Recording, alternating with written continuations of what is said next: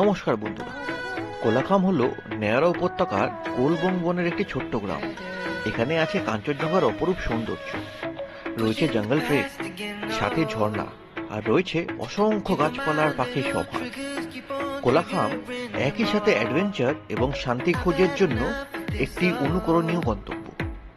এই গন্তব্যের দেখার জায়গাগুলো এই পর্বে তোমাদের সামনে তুলে ধরব। তো চলো বন্ধুরা, শুরু করা যাক।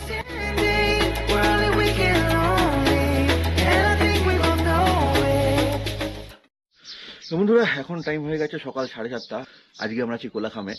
আর কোলাখাম কি করে পৌঁছলাম তার জন্য কিন্তু তোমাদের আগের এপিসোডটা দেখতে হবে। আগের এপিসোড কিন্তু ডেসক্রিপশন বক্সে পেয়ে যাবে। তো কোলাখাম হচ্ছে বেসিক্যালি পড়ে হচ্ছে কালিম্পং ডিস্ট্রিক্টে। এটা হচ্ছে নেওড়া ভ্যালি ন্যাশনাল পার্কের মাঝামাঝি অবস্থিত একটা জনবসতি। আর এর উচ্চতা হচ্ছে 6500 ফিট বা 1981 মিটার। এখান থেকে খুব সুন্দর কাঞ্চনজঙ্ঘা ভিউ পাওয়া যায়, কিন্তু যাই না, মানে এখানে জিজ্ঞেস করলাম লাস্ট 10 দিন ধরে নাকি ভিউ আসছে না। 10 দিনের আগে কিন্তু খুব ভালো ভিউ আসতো। আর এই জায়গাটা কিন্তু is a paradise for bird watcher and bird লাভার।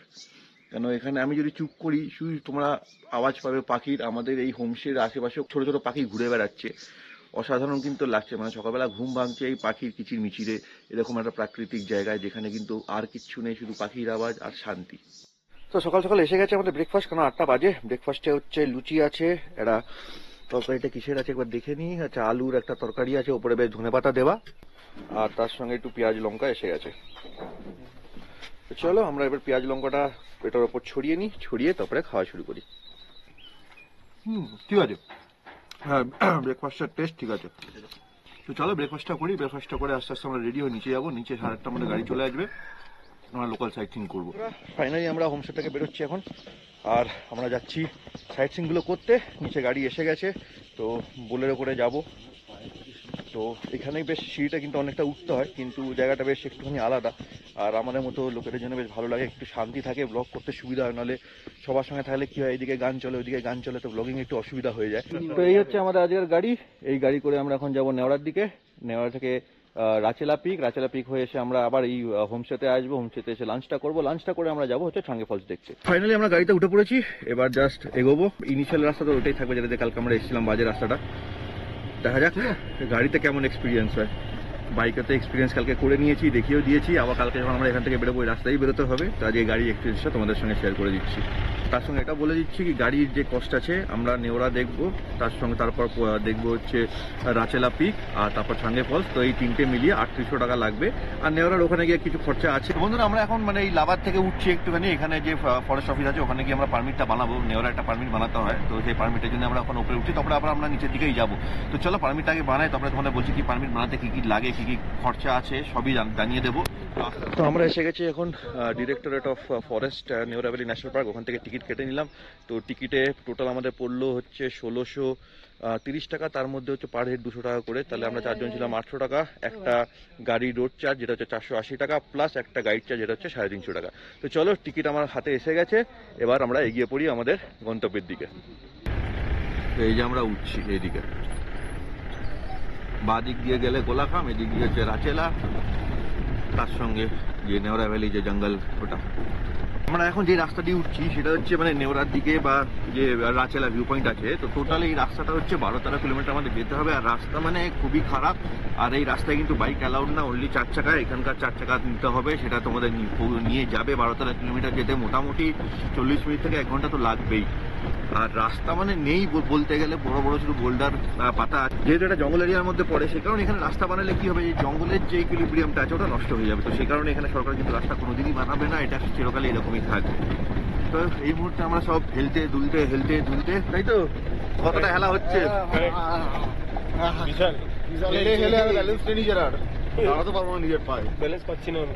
আর এই হচ্ছে দাদা আমাদের নিয়ে যাচ্ছে, রাজুদা, এখানকার লোকাল লোক আমাদের নিয়ে যাচ্ছে।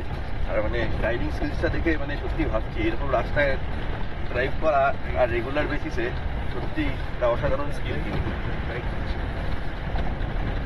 ফাইনালি আমরা পৌঁছে গেছি যেখানে আমাদের পৌঁছানো ছিল। এখান থেকে আমাদের ট্রেকটা শুরু হবে। এটা হচ্ছে Neora valley national park, north range, Gorumara wild life division. এখানে গাড়িটা পার্ক করবে, করে আমাদেরকে ভেতরে যেতে হবে, ওই ওপরে যেতে হবে। তো আমরা ফাইনালি নেওড়া ভ্যালির ভেতরে ট্রেকটা শুরু করে দিয়েছি। দাদা হচ্ছে আমাদের গাইড। ভাইয়া আপনার নাম কে? समीर राय। সমীর ভাই আমাদের গাইড, আমরা ওনার সঙ্গে এবার চলছি।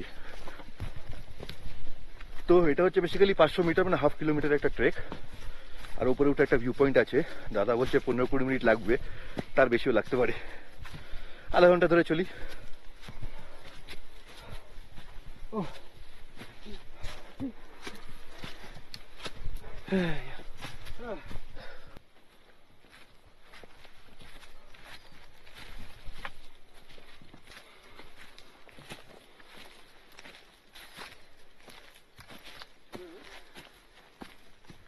আমরা এখন পুরো বাঁশবাগানের মধ্যে দিয়ে যাচ্ছি, আর এটা কিন্তু পুরো একদম নেওড়া ভ্যালি ন্যাশনাল পার্কের ভেতরে। সামনে সৌভিক, তারপর সুব্রত, তারপর আমাদের গাইড দাদা, আর আমি, তারপর আমার পিছনে প্রণয়।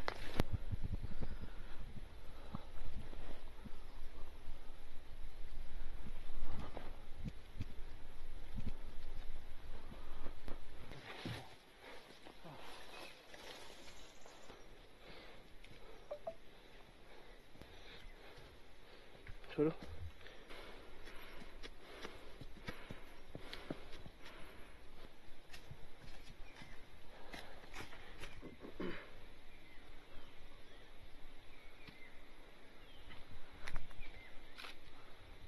ये नीचे छंगे फॉल्स वाला कोलाखाम, ये लावा लावा दिख रहा है ना, वो फॉग के नीचे।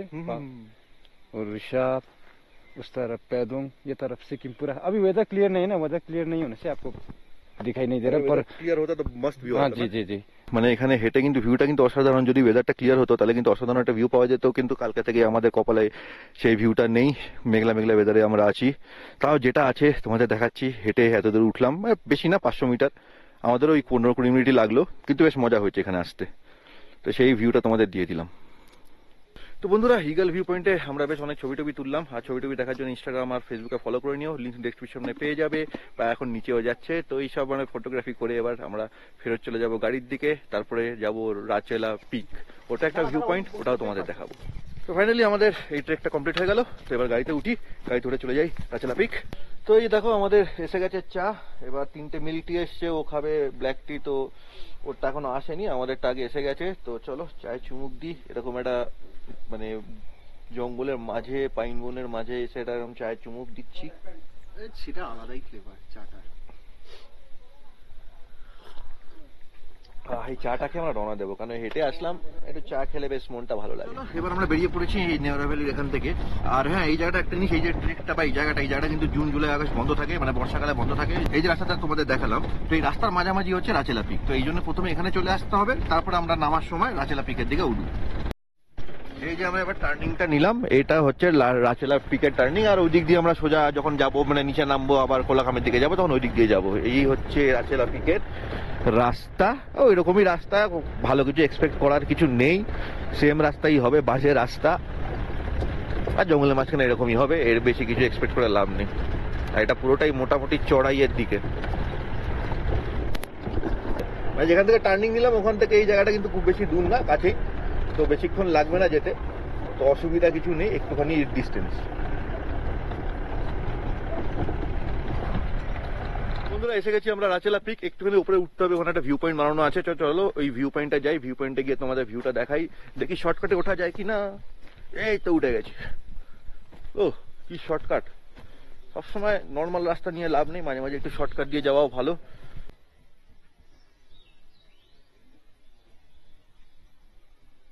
এই হচ্ছে রাস্তা করা আছে, কিন্তু ভিউ কি পাবো জানি না, কেন মেঘ তো আছেই।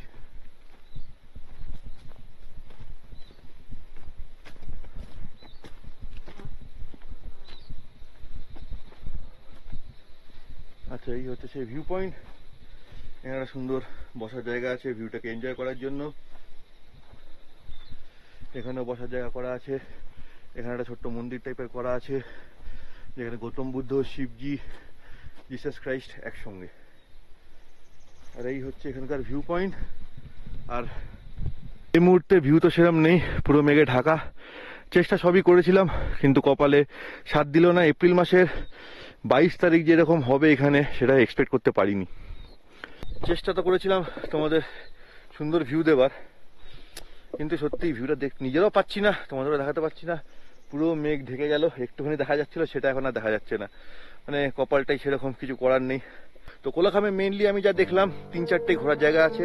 ছাঙ্গে ফলস, নেওরা ভ্যালি, যে জঙ্গল ট্রেক, রাচেলা টপ, ভিউ পয়েন্ট, আর তোমরা যেতে পারো লাভা মোনাস্ট্রি।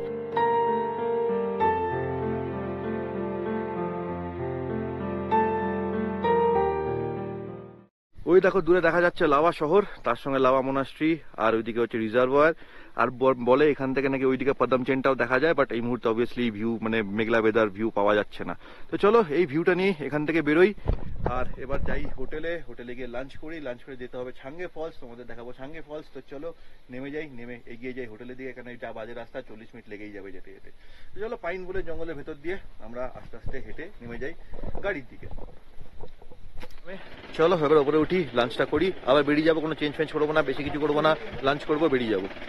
তো চলো আজকের দিনে কি আমাদের লাঞ্চ আছে তোমার দেখাতেই, সবিককে বাড়তে তোমাদের দেখিয়ে দেবো। তো সবার আগে আছে একটা বেশ করলা ভাজা, এই তো ভাত, এটা হচ্ছে এগ কারি, আজকে আলু দিয়ে বানিয়েছে, বেশ গরম ধোঁয়া বেরোচ্ছে। ওইদিকে সবিক নিচ্ছে ডাল, তার সঙ্গে এদিকে একটা আলু ভুজিয়া টাইপের রয়েছে,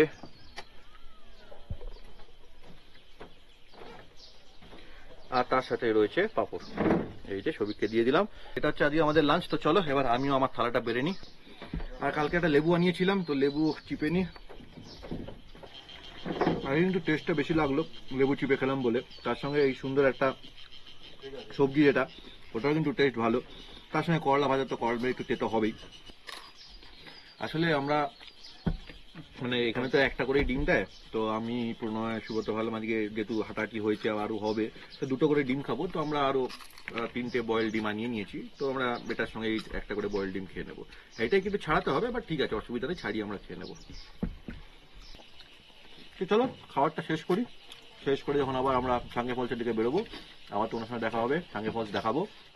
তো আমরা এখন যেখানে যাচ্ছি সেটা হচ্ছে ছাঙ্গে ফলস, যেটা কোলাখাম থেকে হচ্ছে 4 কিলোমিটার, আর লাভা থেকে হচ্ছে 10 কিলোমিটার। তো 4 কিলোমিটার গাড়ি যাবে, তারপরে আমাদের যেটা করতে হবে সেটা হচ্ছে ট্রেক করতে হবে 900 মিটার মতো রাস্তা, গিয়ে আমরা দর্শন পাবো কিন্তু এই ছাঙ্গে ফলসে। আর রাস্তাটা কিছু এরকম, কিন্তু মানে বেটার রাস্তা বলতে গেলে, আমরা যে লাভা থেকে কোলাখাম এসেছিলাম তার থেকে কিন্তু এটা বেটার রাস্তা।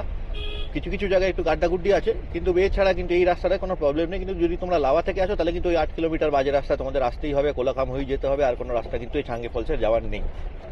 আর তোমরা যদি লাভা থেকে শুধু ছাঙ্গে ফলসের জন্য গাড়ি বুক করো, বড় গাড়ি আসবে মোটামুটি, কেন ছোট গাড়ি অসুবিধা হয় বলে বড় গাড়ি আসবে। তো বড় গাড়ির ভাড়া হচ্ছে ওই 1700-1800 মতো হবে, আর যদি ছোট গাড়ি আসে সেটা আশা করি 1400-1500 টাকার মধ্যে হয়ে যাবে। কিন্তু আমি বলবো যদি তোমরা লাভা থেকেও যেতে চাও তাহলে রাজুদার নাম্বার আমি দিয়ে দেবো, ওনাকে কন্ট্যাক্ট করে তোমরা কিন্তু লাভা থেকেও ছাঙ্গে ফলস দেখে নিতে পারো। আর যদি কোলাখাম থেকে শুধু ছাঙ্গে ফলস তোমরা দেখতে চাও কোলাখাম থেকে, তাহলে এই বড় গাড়ি ভাড়া পড়ে 1000 টাকা।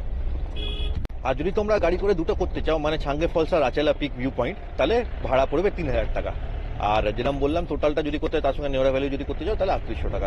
তো আমরা ছাঙ্গে ফলসের এখানে পৌঁছে গেছি, আর এখানে টিকিট হচ্ছে 20 টাকা করে পার পার্সন। আর তার সঙ্গে যদি ডান্ডা মানে এখানে যে স্টিক্স আছে, স্টিক্সগুলো নাও, তাহলে তার জন্য পার রেন্ট আছে 10 টাকা করে, মানে পার স্টিক 10 টাকা। সত্যি এই বয়সে ওই ট্রেক করছে, সেটাই হচ্ছে মানে একটা ব্রিলিয়ান্ট ব্যাপার, দেখেও ভাল লাগে, ইন্সপিরেশন একটা। তো আমাদের ট্রেক শুরু হয়ে গেছে, বেশি না, 900 মিটার যেতে 15-20 মিনিট লাগবে সব খুব বেশি হলে। আর এটা যেহেতু সিঁড়ি আছে বা এখন নিচের দিকে যাচ্ছি বলে অতটা কষ্ট হবে না, ওটার সময় কষ্ট হতে পারে। এই এতক্ষণ মাটির রাস্তার পরে আবার একটু সিঁড়ি আছে, মানে ভালো করে এখানে বাঁধানো আছে, খুব একটা অসুবিধা হওয়া উচিত না নামতে উঠতে। কেন এখানে একটুখানি নর্মাল নামলাম, আবার সিঁড়ি দিয়ে নামি। এবার আগে মনে হয় কোনো কালে ওই দিক দিয়ে রাস্তাটা ছিল, কেন এখন আমি দেখতে পাচ্ছি রেলিং দেওয়া রাস্তা এই নিচের দিকেই যাচ্ছে, আর এইদিকে দেখতে পাচ্ছি ল্যান্ডস্লাইড হয়েছিল কোনো সময়। আমার মনে হয় তারপরেই হয়তো এই রাস্তাটা বানিয়েছে, যে রাস্তাটা এখন আমরা এই দিক দিয়ে যাব। বন্ধু দেখো, আগে ওই যে রাস্তাটা দেখালাম, ওই রাস্তাটা এসে আগে এখানে মিলতো, কারণ প্যাটার্নগুলো সেম আছে, এখানে মিশতো। বাট ওই ল্যান্ডস্লাইড হয়ে যাওয়ার পর মনে হয় ওই রাস্তাটাকে কিছু করার ছিল না, তো এই জন্য এদিক দিয়ে নতুন রাস্তা করে দিয়েছে। চলো সেই রাস্তা দিয়ে আমরা এগিয়ে চলি।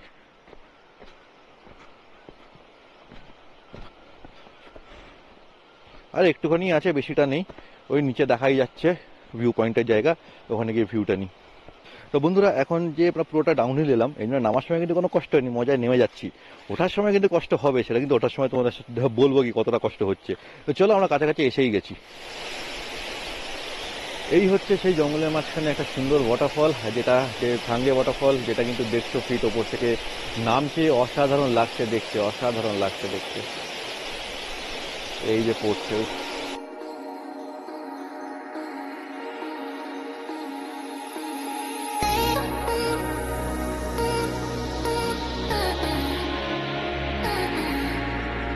এখানে তো ভিউ পয়েন্ট, ওখানে ছবি টবি তোলার জন্য একদম জলের কাছেও যাওয়া যায়, যেটা তার জন্য সিঁড়ি বানানো আছে। আমরা এখন এই সিঁড়ি করে নিচে নামছি, নেমে একদম জলের কাছে যাওয়ার চেষ্টা করছি। চলো তোমাদের একটু জলের কাছে নিয়ে যাই।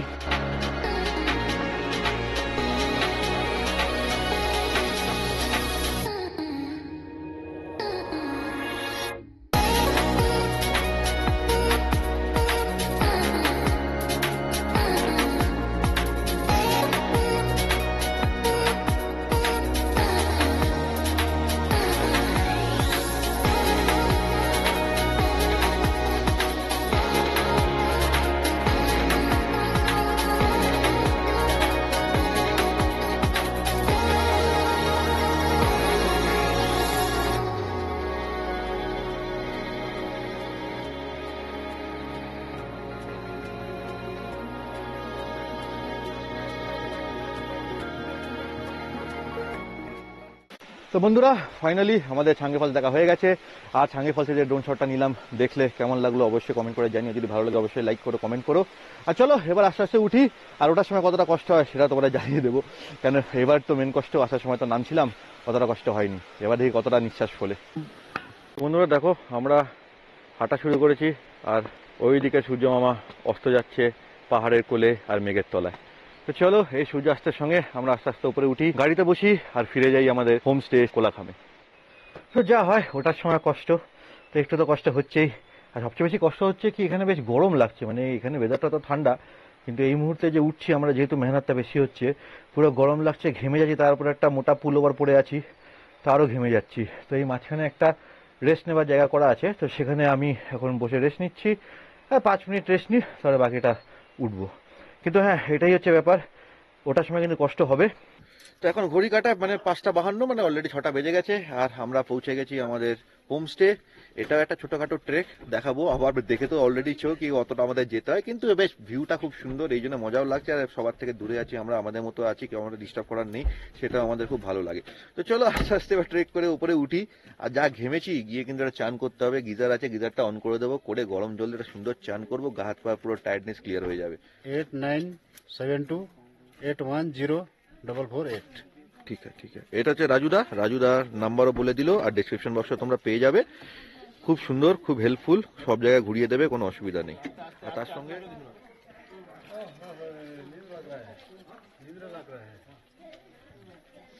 দেখো আমাদের সুব্রত আর সৌভিক এদের বিস্কুট খাওয়াচ্ছে, আমরা এগুলোও করি।